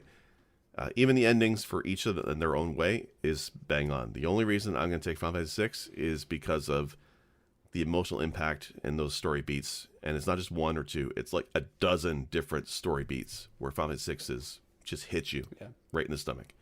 Chrono Trigger does not have nearly as many. Yeah. There's a few, but not nearly the same. For those of you listening, I want you to know that GP just had a wild face of excitement go over his face when Jake chose Final Fantasy VI. I mean, I don't do cliffhangers well. It's no Circus Charlie. No. How could it even hope to be? I mean, it's no Shadowrun for the 64 or Genesis or whatever. But we do what we can with what God gave us, and when we did the NES platformers thing, there were so many games where I'm like, if this goes any further than this or this, I'll be shocked. But then we have an episode like this where there's so many, like ultimately the 3 at the end, that was good. And but you could have exchanged any number of these for that. So, but I think this is how it should end. I think this is great. And it could have been Chrono and I would have still been thrilled. But this feels right. And I don't think anybody probably could have guessed how these would have been voted on if you'd put them in front of somebody. But that doesn't mean it was predictable because we fleshed out the reasons for this and we really tried to touch on what made these games special and what they are and define them. And that's beautiful. And as adults who grew up on these games, they've changed. The way that I understand Final Fantasy VI now, I mean, hell, the first time that it really hit me that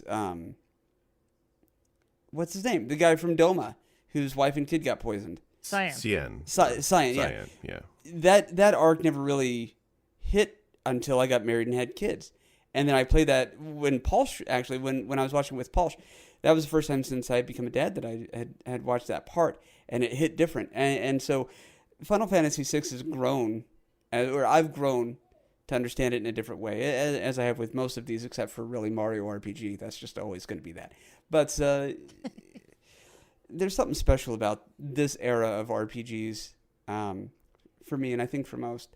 And again, even what I'm saying, if I'm saying anything, is even if this was a predictable way for the brackets to go, I hope it was still a fun journey for everybody, because it's a long episode, but it was so much fun for me. I love doing this kind of stuff.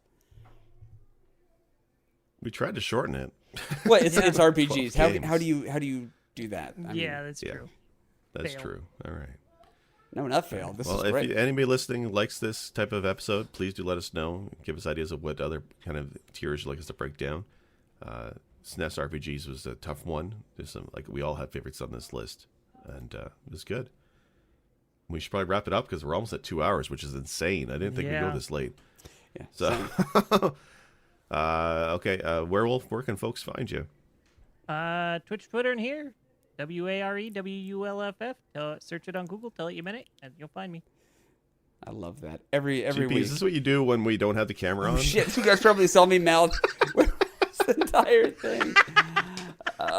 Busted. Yes, but okay. Oops. But that's the celebration. That was. I look forward to it. It's like when Norm walks in and everybody in Cheers goes, Norm. You look forward to it. Or Christina Applegate shows up anywhere and everybody goes, ooh. Anyway. Yeah. Where can they find you, GP? Twitch.tv/TheRetroTherapy, or search for The Retro Therapy on any of the major social medias, and on YouTube, and then, of course, with Press B. And if you're my dog, you'll subscribe. No, that's not right. That's pandering. No. I'm Sick Jake. You can find me on Twitch and Twitter, SICJAKE.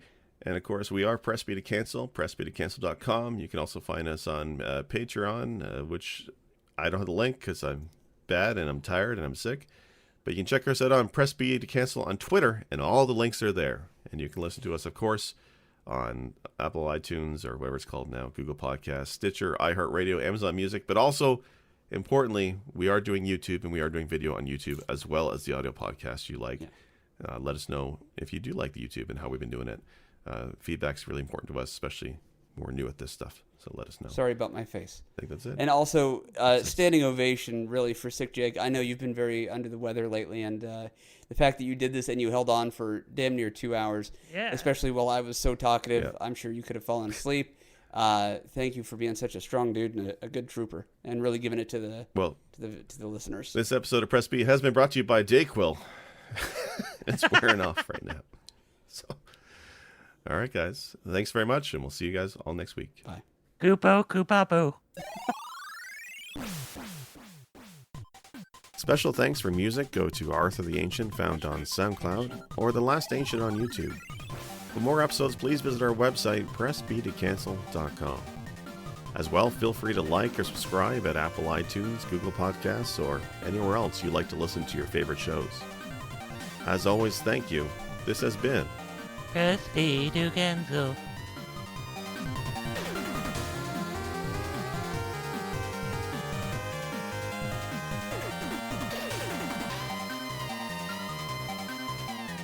Press B to